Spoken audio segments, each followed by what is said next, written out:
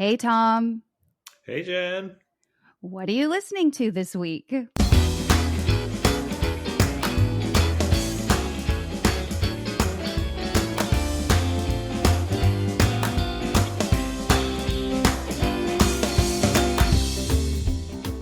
Welcome to What Are You Listening To? The weekly podcast created to foster community through music by sharing the stories behind the songs that soundtrack our lives. Some of the songs are old, some new, all good. I'm Jenn Tully, and this week I'm joined by Tom Vale. Tom is an Austin-based music supervisor and founder of Frog Music Licensing. You've most likely heard Tom's work as he's been involved with the music for some of recent history's most popular shows, like 6 Feet Under, Sons of Anarchy, and Walker, just to name a few. We'll talk more about how Tom got into being a music supervisor and his process for finding music for a hit TV show in between our songs. Also, did you know that now on Spotify, you can listen to the show with the songs we discuss incorporated? Just search for What Are You Listening To with Music.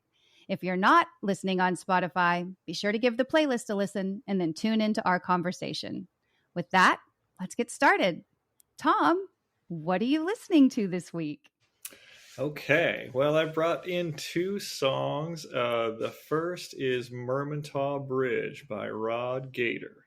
And then the second is Season of the Witch by Donovan.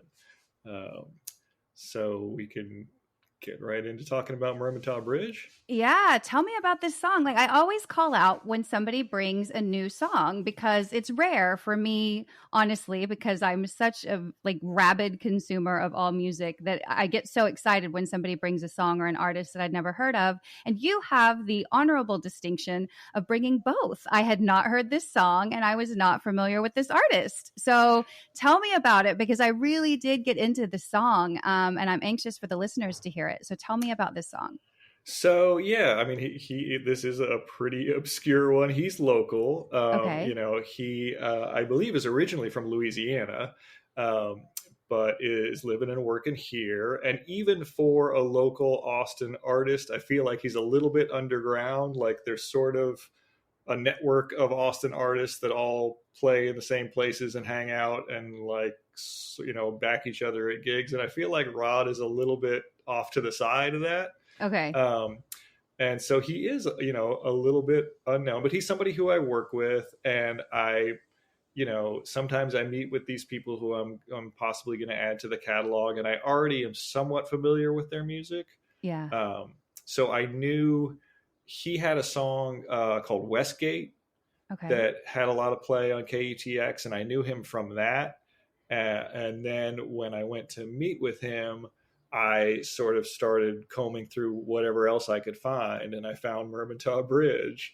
And I just love Mermentau Bridge, and I just started listening to it over and over and over again. And when we were getting ready to do this, I was trying to approach it and sort of like, what am I genuinely listening to right now? Because otherwise it was just too many options. Like there's just bring any two songs is just like it was wide open and I couldn't figure it out. And so I was just like, all right, these are two that I'm actually right now into. And Mermentau Bridge, I mean, it's such a groove. It's like such a like it immediately starts within like 5 seconds. You're like locked into this song, I feel like.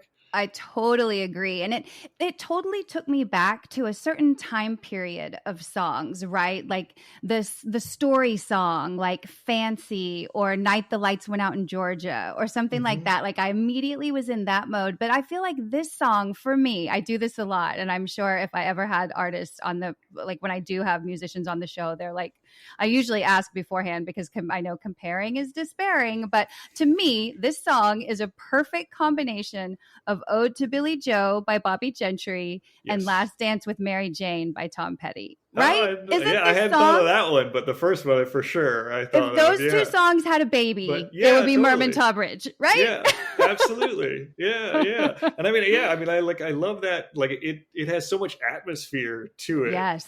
And it you immediately are kind of there with him when he's talking totally about agree. being beneath the Mermentau Bridge with Brian, and he talks about Brian, and you're sort of like, you don't know who Brian is, but you kind of feel like you already understand like the friendship. Well, and then this girl shows up too a little bit. That's where I got a little bit of Ode to Billy Joe, because there was so much controversy about what they were throwing off the bridge, right? Like, I'm like, well, how did this girl come in? Like, what, is Brian a girl? Like, what's going on? Yeah. I know. I had the exact same. I was like, so wait, is that Brian? Like, it's, and it's very murky, and you only learn, it's only like one verse about the girl, and it's a little bit like vocally, it's a little bit different. Like, it gets even murkier there. Like he's done something else to the vocals, and it's he gives you like two lines about the girl, something about how she's, I'm trying to remember, so he's misunderstood or she's mistreated, and then how like he can feel her lips. And so there's like, you understand that there is some kind of a relationship there, and you get a lot about who she might be. But then that's it. And then it's just sort of, I don't know, there's so much mystery to the song that I really like that too. And I love that about it. It kept me listening over and over again. And like, I often fall into the trap too, because I am such a lyrics person where like I get really like deep into them. And, that's why an artist like a Taylor Swift or somebody with a billion Easter eggs is great for me, because I love to just like go crazy and go deep. And this one was so cool for that, because I wrote one of the notes that I wrote is it's so swampy, like you're immediately in it with them. And so I do love like the mystery, and you said it, the atmosphere. We'll talk about that a little bit later too, because I picked a song that I think is very moody and atmospheric. I loved Mermentau Bridge, and this whole album, which I think is called For Louisiana, which was released in 2021, is really, it's a good listen. The whole thing, I liked it. I liked his music. And so I was really, and I didn't know, I wasn't sure if this guy was somebody that you'd worked with, or somebody, if you've used his music in a particular show, or like you've said you were, you were licensing it. I certainly expect to and hope to, because it does have so much atmosphere to it. So much. Well, and we talked before, we started recording, that your job is like a dream job of mine. I think it's so cool to be able to pick music for shows, and especially now when that's really, for some shows, it's driving it, like you really see soundtracks being almost as popular as the actual show. So I know this is probably an impossible question, like it is when I ask you to only pick 2 songs and you're a music supervisor. But like, what is your dream show, like past or present, to pick music for? I mean, I don't know if there is one. I mean, the show that I'm working on right now is a dream in the sense that they are very into using local music, and they are very into using a lot of music. And so it's just those 2 things, makes it very exciting. I guess my dream show might have a larger budget for licensing music than this one does, because we are limited by that. But even that being said, the budget limitation means we use a lot of indie music. We can't use big name songs. And so that's also kind of fun. It means you're looking for things that you almost 100%, I would say, we're not familiar with already. There's almost nothing, there's occasional songs that we use that are recognizable songs, but usually you're finding somebody who most of the audience and who even like we haven't heard until they were submitted to us.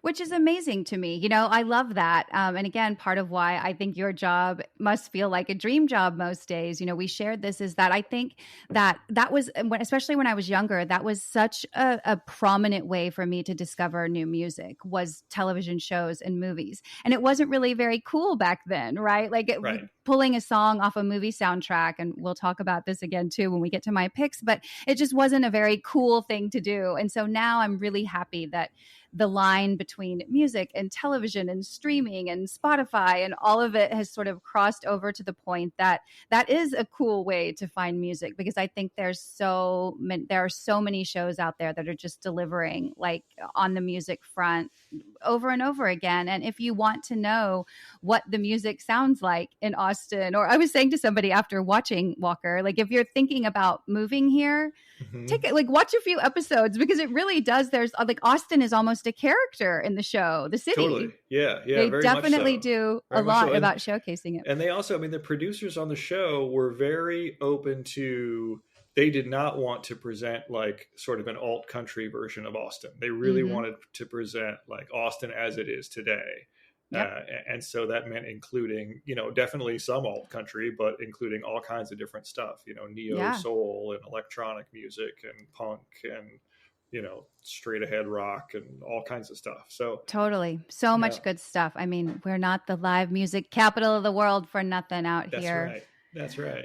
Well, let's talk about your second pick, which is an all-time favorite of mine. Tell me what your second song was again. Second song is Season of the Witch by Donovan. And I know it's such an unusual, for me, this is an unusual, like if you had talked to anybody who knows me and tried to guess what I was going to pick they would not have come up with Donovan Season of the Witch in a million years. It's not like I'm a huge Donovan fan. I think it is a little bit, it's got some things in common, I think, with Mermentau Bridge, where it's really got this amazing groove to it and kind of like a creepiness to it. Yeah. But it's one of these songs too that I grew up hearing all this classic rock stuff like for years and years and years and years and years. And then there's these certain songs that like I had heard Season of the Witch for 20 or 30 years. And I just feel like this week, suddenly I love Season of the Witch. Like it's like something, same thing happened to me with Steely Dan, where I heard Steely Dan for years and years and years. And it was always just kind of like wallpaper. And then at some point it was like, oh my gosh, Steely Dan is amazing. Like, and I love it. And yeah, Season of the Witch, when he starts singing in Season of the Witch and he says like he's looking out the window as I look out, he says it so like he's so weird, he says it so strange, he says like window and it just like you immediately get this kind of creepy vibe from him. And I don't know, like and they use it, I mean, speaking of music supervision, they don't use Season of the Witch, but they use Hurdy-Gurdy Man in Zodiac. Yep. In the opening of Zodiac, and it's so well done and it's so creepy. And which his daughter is in too, right? Ione Skye, who we all know from Say Anything, was also in Zodiac and is Donovan's daughter. That's right, which I did not know until this week, because I was like, I don't know anything about Donovan. I got to look up Donovan. Yeah. And I was like, whoa, I did not know Ione Skye was his daughter. Anyway, so yes. Well, and it's so funny. Like I wrote the note on here, like I love Donovan. And then I was like, wait a minute. That's actually like not true, because Donovan has been he's like releasing music today that I have no idea of. What I'll say is that Donovan's Greatest Hits, the CD, like I can still see the cover, was like a college staple. It was one of those that like that was sort of my awakening, I guess, to Donovan. Like it was, I'd heard it with my parents, like we had music on all the time when I was a kid in the house or the car. And Jennifer Juniper is a Donovan song. So that's always been one that, and my dad would say Jennifer Juniper to me. And so, and Sunshine Superman, I remember hearing that one too. That's another freaky deaky song of his. Mellow Yellow, like those are some of the hits that people know, but they're all on that Greatest Hits album, and it's so worth checking out. Like if you just want to dip your toe into Donovan, if you like Season of the Witch, just check out that Greatest Hits album. It's got like all of the classics, some extra stuff, but it really does, I feel like it it gives you a taste of what Donovan is all about. And I think it's funny because I was looking back on past episodes to see if we'd featured Donovan, and the only other time we did was another song from a movie. A couple weeks ago, I had not this last time he was on, but maybe 2 times before. Our good friend Don Cento was on the show, and we were talking about a Donovan song called "Rikki Tikki Tavi" that was featured in the movie Barbarian.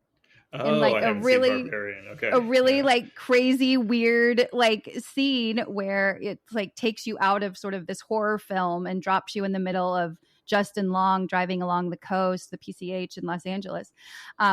While Rikki Tikki Tavi plays. And so I'm like, how interesting that when Donovan comes back around, it's again, we're talking about, not that this has been used. Well, you know, what's funny is this is a song too, that I always thought like, I was waiting for a remake to take off. Like I thought this song would be perfect to have like it's Kate Bush, like running up that hill moment. Right. Totally. Yeah. And so when Lana Del Rey redid it for Guillermo del Toro's Scary Stories to Tell in the Dark, I'm like, this is it. This is going to be the moment that Season of the Witch is going to catch on, you know, and everybody's going to go crazy. And nope, still didn't happen. Yeah. I listened to the Lana Del Rey after I picked this one too, and I was like, yeah, that doesn't do it for me as much. Yeah, me neither. I don't know. I'm curious. I would be curious to know if Donovan was being intentionally creepy with all of these songs, with Hurdy-Gurdy Man and Season of the Witch. I mean, he must have known that he was getting a vibe here that was... I think so. And I think he was probably pretty high, right? I mean, I'm just guessing, but... I mean, like, lyrically, Season of the Witch is, like, to me, some of it's like a little bit hokey, like really going for like a, you know, isn't this trippy type of thing. Rabbits running in ditches and things like that. Right. But I mean, I just like, I love the groove of the song. I love how he like, it goes kind of crazy in the chorus. And like feels very like it feels like White Rabbit a little bit, you know, like the full like psychedelic like freak out, but then it like resolves back into that groove again. That's my favorite part of the song every time, is when we're coming out of the chorus and it's just right back into the groove. Totally. It's such good. A cool song. If you're not familiar with Donovan, listeners, like I said, go check out that Greatest Hits album. It's a great way to dip your toe in, and you get this song and some of his other popular hits. And it's just a good way to experience the magic and kookiness that is Donovan. Well, with that, we transitioned into my picks, which we also went a little. I definitely, like, if Moody was the theme for this week's episode, I feel like we both got the assignment, right?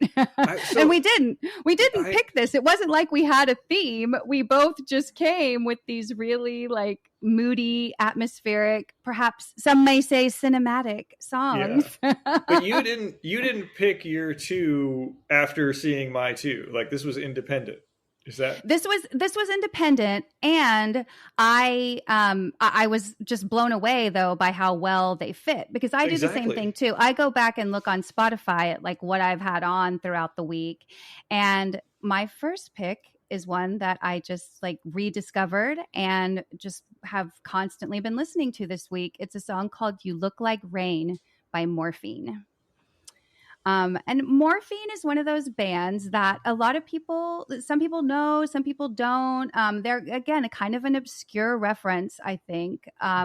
Well, you tell me, were you familiar with Morphine? Had you listened to any of their music? I was definitely familiar with Morphine and had the Cure for Pain album and listened to it constantly when I was, well, probably when it came out, which was when I was 22 or 23 years old. I was living in New York, and every time I hear Morphine, it makes me think of New York City. And I didn't, so I think I knew You Look Like Rain, but it's off of a different album, and I didn't have Good, I don't think. So I was very familiar with Cure for Pain, but I was less familiar with this song.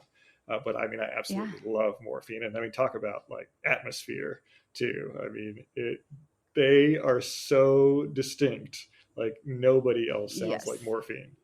Nobody. And I had it's funny to hear you talk about it reminding you of being in New York. It reminds me of the other coast. It reminds me of being in LA because the band after, I think they spent a short time on Ryko Disc, but they signed with DreamWorks Records while I was working at DreamWorks Studios. Oh, okay. And so I had the opportunity to see Morphine a couple times when DreamWorks Records was doing showcases. And I had not, like you said, I'd not heard anything like it. It's immediately like you're stepping into a smoky jazz club, and you just can any of their songs that come on. And this is off of an album called Good that came out in 1992. And it's just every time it takes me to an exact time and place in real life, which was my life at times in Los Angeles. And then I'm immediately pulled into like this, like I said, this seedy jazz joint where there's a lot of smoke and everybody's drinking martinis. And it just feels very like beatnik. And we're all talking about, our favorite songs and independent bands. And, it just feels like this really cool place to be when I listen to Morphine. Yes, absolutely. 100% to all of that. Yeah. I feel like it was it was sort of the romantic version of the life that I was living at the time. It was like, that's kind of what I wanted to be. I wanted to live in a Morphine song. And I was sort of doing that, but like also there's just ordinary life happening all the time. So it doesn't all feel quite that like romantic and cinematic, but Morphine does.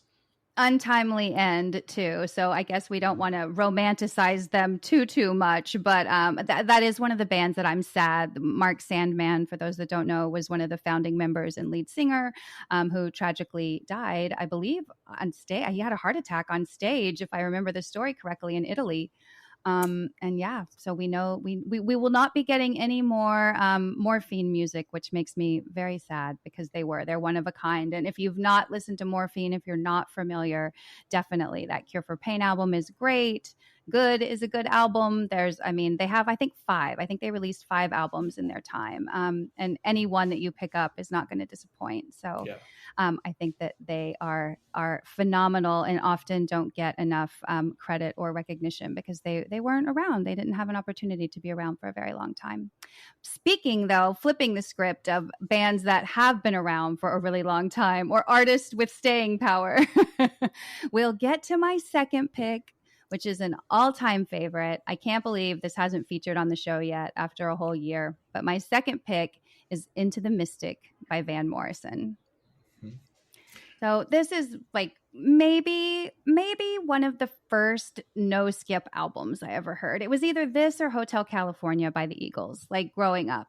And this is from the Moondance album. Anybody that has parents probably has heard that. I'm like, right? Like everybody's parents like Van Morrison.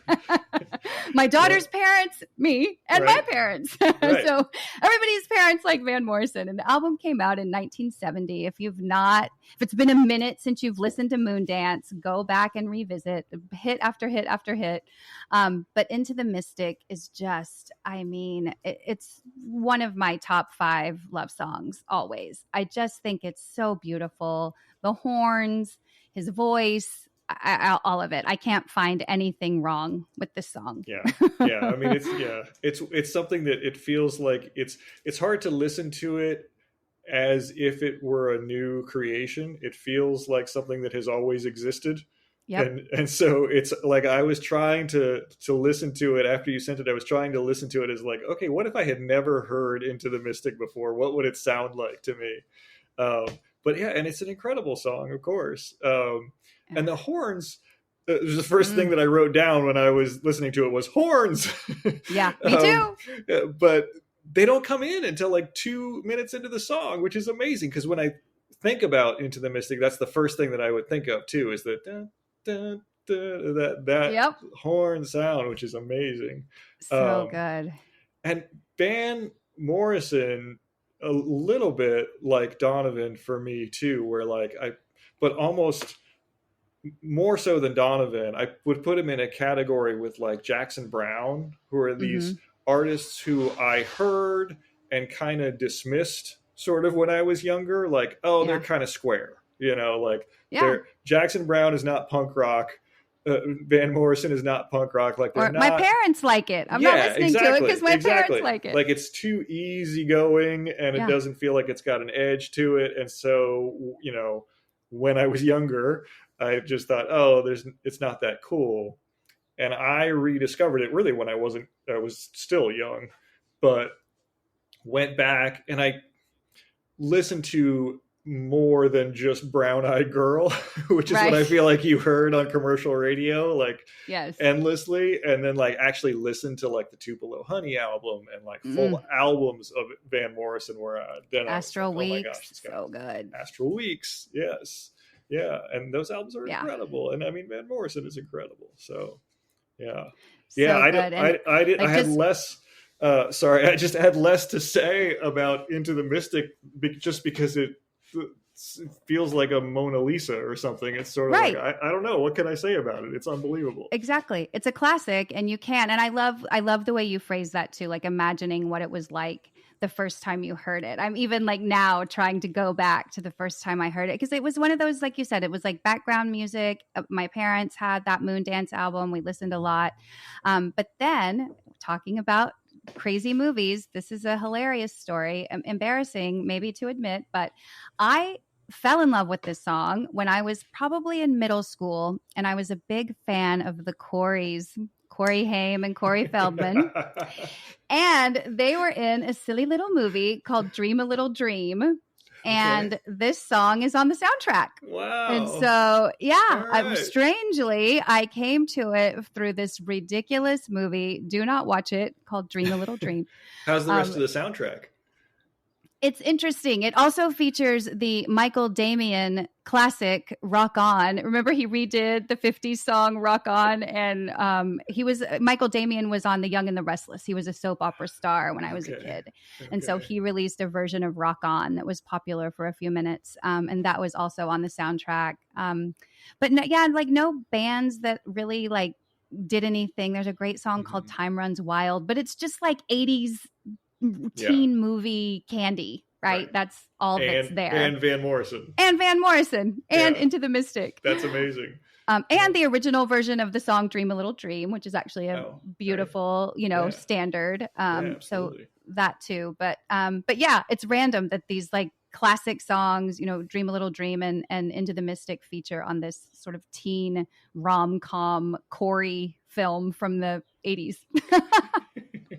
So that's how long music and television and the music from those have been influencing me. So I think it's got to be amazing for you to just like think about that whenever you're choosing songs or licensing music for shows, that there's some kid out there that's going to hear a song that you picked for a show or a film and be like, oh my gosh, this song is amazing. Or an Austin band that you're going to break. That's the next big thing. Like that must feel so exciting and cool every time you go to work.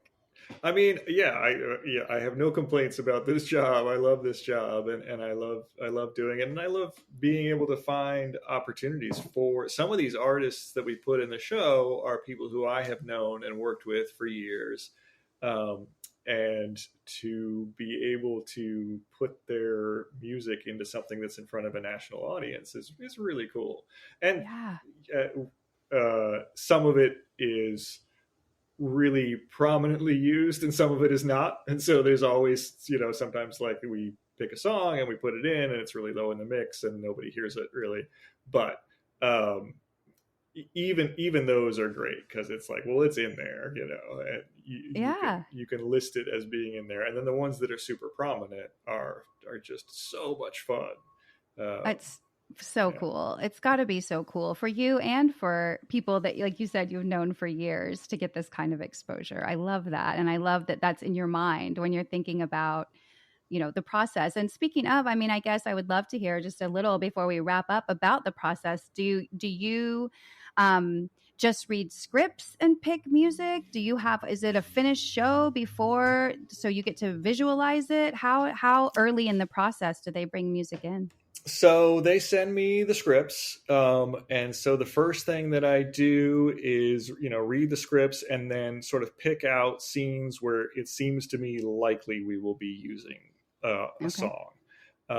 And so usually I go through the script and I pick out 5 or 10 scenes where I'm thinking, oh, we're probably going to want a needle drop here. And then I put together options for those scenes. So, a lot of it will have to do with location or, the action of the scene, of course.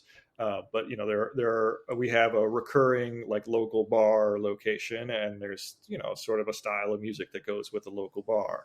And so whenever there's a thing happening in that bar that's called the sidestep, I can put together what feels right for the sidestep, 5 or 6 songs, and I send those off to the editors. So for every scene, I send this full thing off to the editors, and I copy in the producers so everybody can weigh in before the editors start to actually cut it in.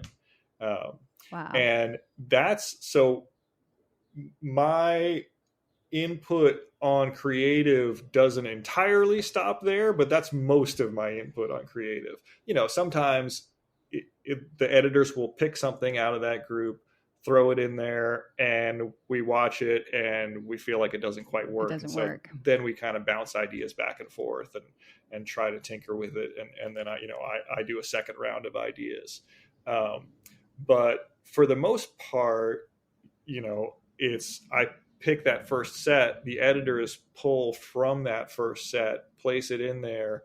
Then the entire team watches and edit together. And we have a little bit of discussion about, how well those things are working. And usually that's more along the lines of, do we need to drop out the vocal here? Do we want to start this needle drop a little bit later in the scene? Do we want to, make adjustments like that, as opposed to, do we want to swap this out entirely? But sometimes it is like, that one just doesn't work. Let's try something completely different. Wow. Here. I always wondered sort of what the process was, if you had visuals before you had to come up with the songs, or if it was from the script oftentimes. So hearing that it's from the script. Well, if you ever need to add another person, to CC to weigh in, you just, it's Jenn at Super Awesome Mix. So go ahead and just include me, because I'm happy to weigh in anytime you need my untrained opinion, Tom. Right on. Oh, well, thank you so much for sharing what you're listening to this week and telling us a little bit about your job and the work that you're doing on Walker. It's really phenomenal. And I'm so excited that you're based here in Austin and you're looking for Austin artists. Not exclusively, but that makes me really happy that the show is not only filmed here, but also has so much local Austin flavor. So thank you so much. And listeners, to learn more about Tom and Frog Music Licensing, you can follow him on Instagram at Frog Music. That's FROG MUSIC. And please be sure to follow, download, and share this show with everyone you know and all the people you'd like to know, because music is a great way to connect. Last but not least, to stay informed on all things Super Awesome Mix and What Are You Listening To, be sure to follow us on Instagram at Super Awesome Mix. Thanks for listening, and please join me again next week to find your new favorite song.